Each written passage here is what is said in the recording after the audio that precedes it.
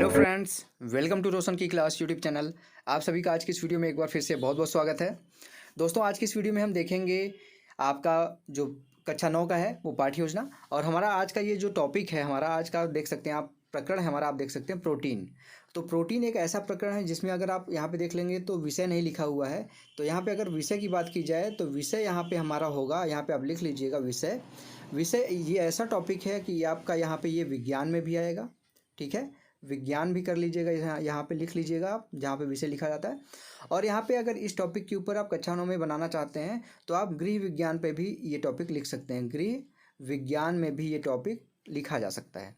तो यहाँ पे ध्यान से कर लीजिएगा आप लोग, क्योंकि जो हमारा आज का टॉपिक है ये विज्ञान और गृह विज्ञान दोनों सब्जेक्ट में ये प्रकरण, इस प्रकरण के ऊपर आप लेसन प्लान पाठ्य योजना बना सकते हैं। ठीक, तो अब चलिए देखते हैं, शुरू करते हैं आज की पाठ्य योजना। आप सबसे ऊपर पाठ्य योजना लिखेंगे, जितनी भी आपकी संख्या होगी 1 2 3 4 5 6 जो भी संख्या होगी, पाठ्य योजना संख्या लिखने के बाद आपको लिखना है डेट, किस डेट में आप, किस दिनांक पे आप ये लेसन प्लान पढ़ा रहे थे, जिससे एग्जामिनर अगर आपकी फाइल चेक करता है तो उसको पता चल जाए कि डेट वाइज आपने किस डेट में कौन सा चैप्टर पढ़ाया था।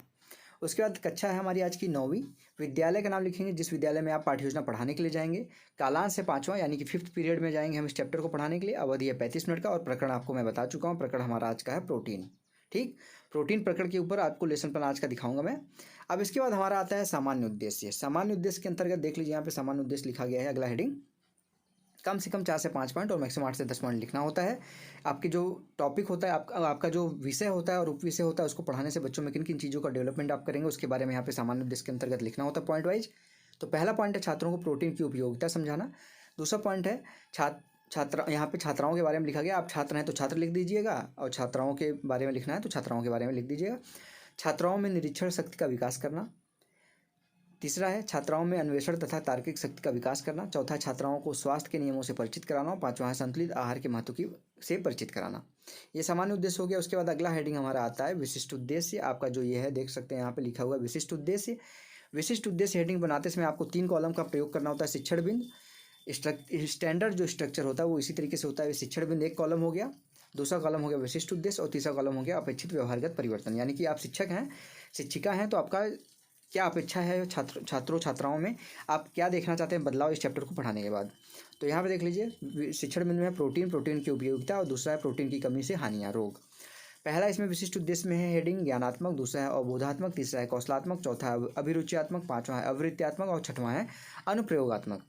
तो व्यवहारगत परिवर्तन में देख लीजिए लिखा गया है छात्राएं प्रोटीन के बारे में जान सकेंगी। छात्राएं प्रोटीन के स्रोतों के बारे में ज्ञान प्राप्त कर इसकी कमी से होने वाले रोगों के बारे में जान सकेंगी। तीसरा है छात्राएं भोजन से प्राप्त होने वाले पोषक तत्वों को प्रदर्शित करता चार्ट बनाने का कौशल विकसित कर सकेंगी। अगला है इसमें पॉइंट है छात्राओं में प्रोटीन से के संबंध में अतिरिक्त जानकारी प्राप्त करने की रुचि विकसित हो सकेगी। छात्राएं प्रोटीन के प्रति विधेयात्मक अवृत्ति विकसित कर सकेंगी। और लास्ट में है यहाँ छात्राएं पौष्टिक तत्वों युक्त स्वास्थ्यवर्धक भोजन बना सकेंगे। ये हो गया आपका व्यवहारगत परिवर्तन में आप पॉइंट लिख लिए। उसके बाद आपका अगला हेडिंग है यहाँ पे सहायक सामग्री।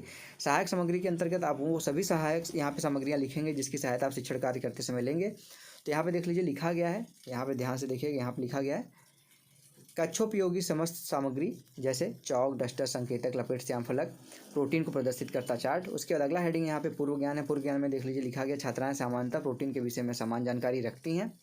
अब अगला हेडिंग आता है हमारा यहाँ पे प्रस्तावना प्रश्न।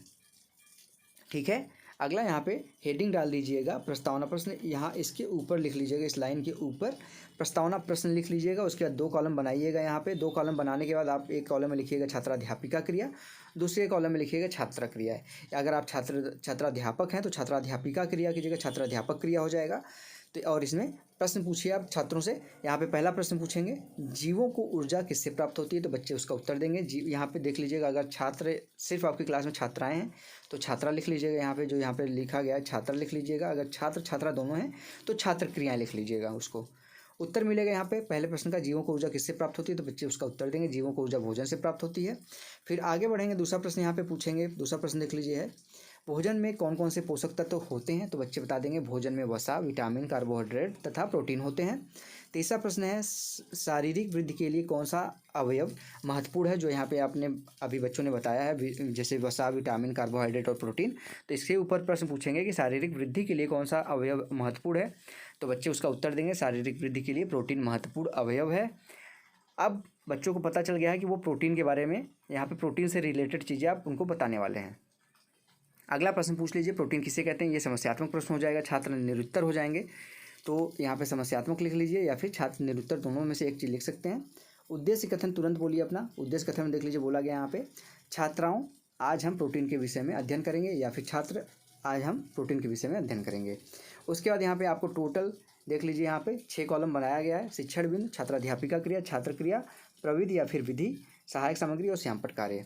ठीक है, तो प्रविधि वाला कॉलम ये यहाँ पे जो ये प्रविधि वाला कॉलम है, ठीक है, इस यहाँ पे ये इसको हटा दीजिएगा, सहायक सामग्री को। सहायक सामग्री ऑलरेडी आप बना चुके हैं, तो सहायक सामग्री वाले कॉलम को हटा के वहाँ पे प्रविधि वाला कॉलम हो जाएगा। 5 कॉलम टोटल हो जाएंगे यहाँ पे। शिक्षण बिंदु में देखिए लिखा गया प्रोटीन, प्रोटीन की उपयोगिता। विकासात्मक प्रश्न पूछेगा छात्राध्यापक, प्रोटीन क्या होता है, तो बच्चे बताएंगे, उसका उत्तर देंगे। प्रोटीन उच्च अणुभार वाले नाइट्रोजन युक्त जटिल कार्बनिक यौगिक होते हैं। फिर दूसरा प्रश्न है, प्रोटीन में कौन कौन से तत्व उपस्थित होते हैं, तो ये समस्यात्मक प्रश्न हो जाएगा, छात्र निरुत्तर हो जाएंगे। ये प्रश्नोत्तर विधि थी, तो प्रविधि वाले कॉलम में लिख दीजिए प्रश्नोत्तर विधि। फिर छात्राध्यापक कथन में लिखिए, देख लीजिए, थोड़ा जूम कर देता हूँ, आपको देखने में आसानी होगी। छात्राध्यापक कथन में, प्रोटीन उच्च अणुभार वाले नाइट्रोजन युक्त जटिल कार्बनिक यौगिक होते हैं जो सभी पादप व जंतु कोशिकाओं में के जीव द्रव्य में पाए जाते हैं। प्रोटीन में कार्बन, हाइड्रोजन, ऑक्सीजन, नाइट्रोजन तथा सल्फर तत्व सम्मिलित होते हैं।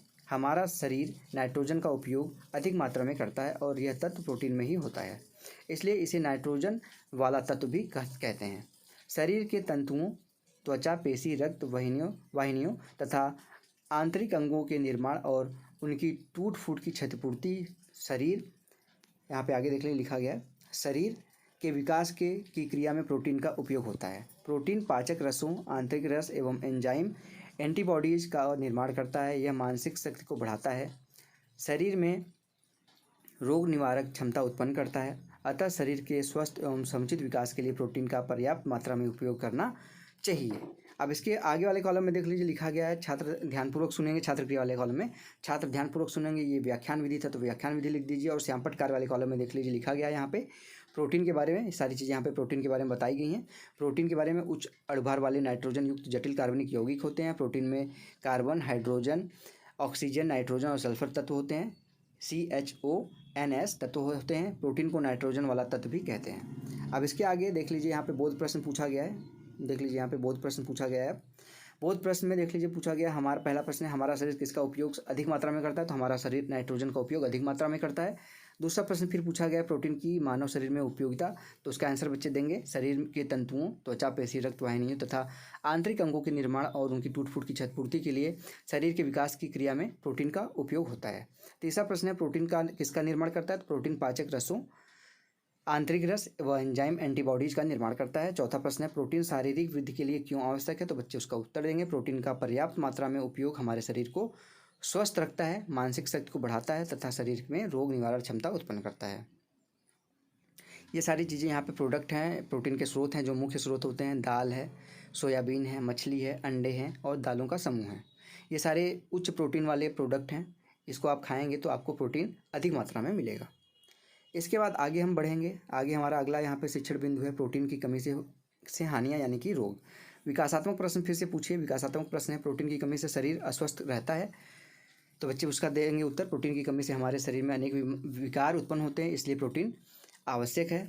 दूसरा प्रश्न है, प्रोटीन की कमी एवं अधिकता से क्या हानि होती है, तो बच्चे उसका उत्तर नहीं दे पाएंगे, निरुत्तर हो जाएंगे। ये प्रश्नोत्तर विधि था, तो प्रश्नोत्तर विधि लिख दीजिए। अब यहाँ पे छात्राध्यापिका कथन लिखिए, या फिर छात्राध्यापक है तो छात्राध्यापक कथन लिखिए।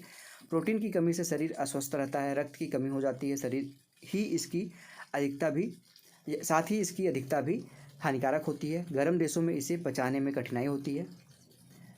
कमी से हानि, यहाँ पे लिखिए, अगला हेडिंग लिखा गया, कमी से हानि क्या क्या होती है। अगर प्रोटीन की कमी तो उससे हानि क्या होगी आपके शरीर को।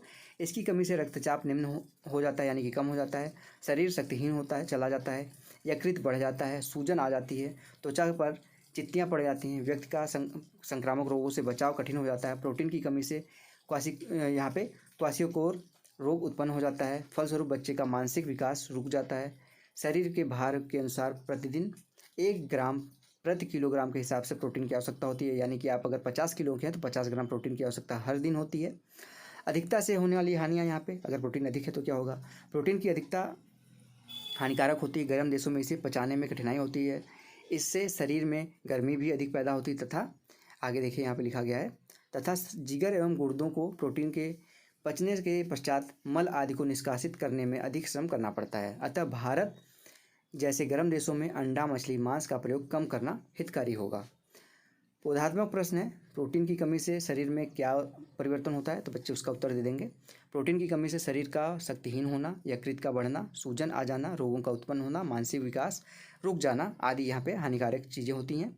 दूसरा है क्वाशियोकोर रोग किसकी कमी से होता है? तो बच्चे उसका उत्तर आराम से दे पाएंगे।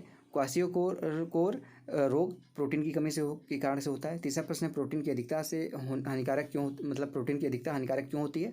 तो बच्चे उसका उत्तर देंगे प्रोटीन की अधिकता से शरीर में गर्मी की भी अधिक पैदा होती है, इसलिए भारत जैसे गर्म देशों में इसका प्रयोग न करना ही हितकारी होगा। चौथा प्रश्न है, शरीर के भार के अनुसार प्रतिदिन प्रोटीन की कितनी आवश्यकता होती है? तो प्रतिदिन 1 ग्राम प्रति किलोग्राम के हिसाब से प्रोटीन की आवश्यकता होती है।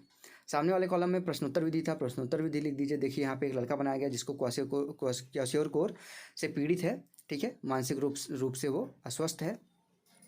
अब उसके आगे यहाँ पे देख लीजिए व्याख्यान विधि था, जो अभी आपने बताया प्रोटीन की कमी से होने वाली हानियाँ थी, जो ये व्याख्यान विधि था, तो व्याख्यान विधि लिख दीजिए। सारी चीज़ें यहाँ पे लिख दीजिए। प्रोटीन की कमी से हानि, रक्त की कमी, रक्तचाप निम्न होना, शरीर शक्तिहीन होना, यकृत बढ़ जाना, सूजन आ जाना, त्वचा पर चित्तियाँ पड़ जाना, प्रोटीन की अधिकता से होने वाले रोग, यानी कि आपके शरीर में गर्मी अत्यधिक उत्पन्न होगी, यानी कि गर्म देशों में अगर आप लोग रह रहे हैं तो प्रोटीन बहुत ज़्यादा मात्रा में ना लीजिए, अधिक मात्रा में ना लीजिए। अधिकता होगी तो आपके शरीर में गर्मी होगी, जिससे आपके जो पाचन होगा, भोजन पाचन, उसमें दिक्कत आएगी, ठीक है।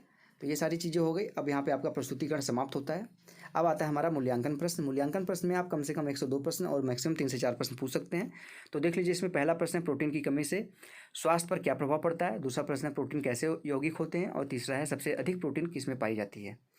अगला इसमें प्रश्न है, वस्तुनिष्ठ प्रश्न है, रिक्त स्थान की पूर्ति करना है। इसमें पशु प्रदत्त प्रोटीन को डैश डैश डैश वर्ग का प्रोटीन कहते हैं। इसमें आप बच्चों को पढ़ाइए उनको ध्यान से, और यहाँ पे तभी ये प्रश्न पूछिए, अन्यथा ये प्रश्न मत पूछिए उनसे। जो चीज़ पढ़ाए रहेंगे उसी से रिलेटेड प्रश्न पूछिए, नहीं तो आपको प्रश्न पूछने का वहाँ पे कोई मतलब नहीं है। बच्चे जो नहीं पढ़ रहे हैं उसका आंसर नहीं दे पाएंगे। ये सारी चीज़ें यहाँ पे आपको मैं दिखा दे रहा हूँ। लास्ट में आता है गृह कार्य। गृह कार्य में देख लीजिए, दिया गया कार्य, प्रोटीन की उपयोगिता बताते हुए क्वाशियोकोर रोग के लक्षण बताइए। तो ये था हमारा गृह कार्य। इसी के साथ हमारा आज का लेसन प्लान समाप्त होता है। अगर आपको आज का लेसन प्लान अच्छा लगा हो तो प्लीज़ इस वीडियो को लाइक कर दीजिएगा, और रेगुलर बेसिस पे अगर आप लोगों को लेसन प्लान की ज़रूरत है किसी भी सब्जेक्ट का, किसी भी क्लास का, ठीक है, तो आप मुझे बस क्लास और टॉपिक बताइए और सब्जेक्ट के साथ मैं 1 से 2 दिन के अंदर आप लोगों के लेसन प्लान आप तक पहुंचाने की पूरी कोशिश करूंगा। आपको सिर्फ इतना काम करना है कि रोशन की क्लास यूट्यूब चैनल को सब्सक्राइब करके रखना है, साथ ही साथ बेल आइकन को दबा के रखना है। तो फ्रेंड्स, मिलते हैं नेक्स्ट वीडियो में, तब तक के लिए आप लोगों का बहुत बहुत धन्यवाद। जय हिंद, वंदे मातरम।